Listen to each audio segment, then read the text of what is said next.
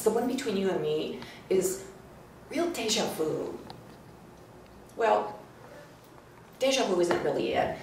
What I'm trying to say, Mitch, albeit, well, excuse me, I always laugh when I say albeit. What I'm trying to say is that I feel like a time traveler. That's how you and me makes me feel. Like I'm traveling in time, not forward, but back. Like back to the past. Like maybe 10 years ago, or maybe not quite that many, or maybe a few more, but like that. It all started when you said your place or mine. Just went zooming back to the past. You have no idea how long it's been since anyone has said that to me. At least anyone of any quality, and anyone that I just met that very day. There have been a few, but you know the types they've been, or you can imagine. They're the types that look like they're not circumcised and don't bathe regularly, you know, that type. I have friends who find that type sexy, but I don't. I just don't, if you get my drift. You do, don't you? I wanted to go to Paris when I was younger. I wanted to live in a garret and paint and drink wine and make it with a different Frenchman every night. No ties, no possessions, just my paints and a wine glass. Well, 2 wine glasses. I came close. I was a nude model for a figure drawing class at NYU. Well, the money was sensational. I'm serious. For that time, the minimum wage was what, $1.60? And I made $4, maybe it was $5. Well, but it was tough. I mean, you try sitting like this for an hour.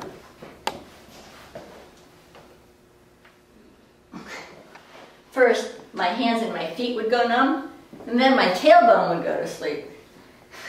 They'd call for a break, and I'd jump up and grab my robe, and I'd collapse in a heap. Well, they were used to that. All the nude models staggered a lot. But they loved my bottom. And it made me feel so unique and unconventional. Daring.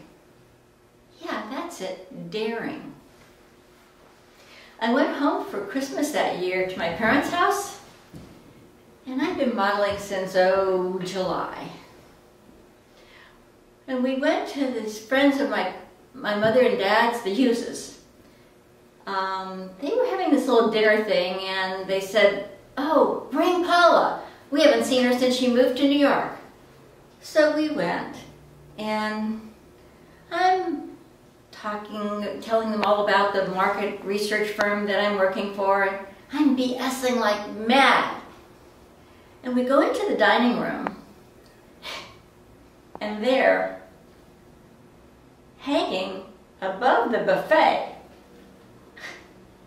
is this huge oil nude, lit for God's sake. And son of a gun, it's me. And I am dying. And they're all admiring it. And Mrs. Hughes is trilling on about how they found it at the student art show, and isn't it sensuous, and aren't they just the cutting edge for supporting all these young artists? And I'm wanting to tell them, guess what, fellow art lovers? That is me. That's my ass. But I don't. I didn't because I wanted to fit in with them. I wanted to be like them. I wanted a no-risk life. And that's why I married you. You already know how famously they get along as friends, but did you know their sex life was positively white hot? You know, the reason my 2 marriages failed was sexual. I'm a very sexual person. No, I can't help it. It's just the way I'm wired, even as a little girl. I had my first orgasm when I was 6 years old. Oh my God! And, you know, in ballet class. But really, the point is that I'm very easily aroused and very sensual. You know, Jeannie and I have a lot in common that way. My 2 ex-husbands were nice guys, but they just could not keep up with me. What can I say? But anyway, I don't want to betray Jeannie's confidence, but let me just assure you that whatever problems those 2 kids run into along the way, they will always, always, always depend on what happens between the sheets to keep them together. More soup? Do you know how old you have to be before you stop wanting to fuck strangers? Dead, that's how old. It doesn't stop. It doesn't go away.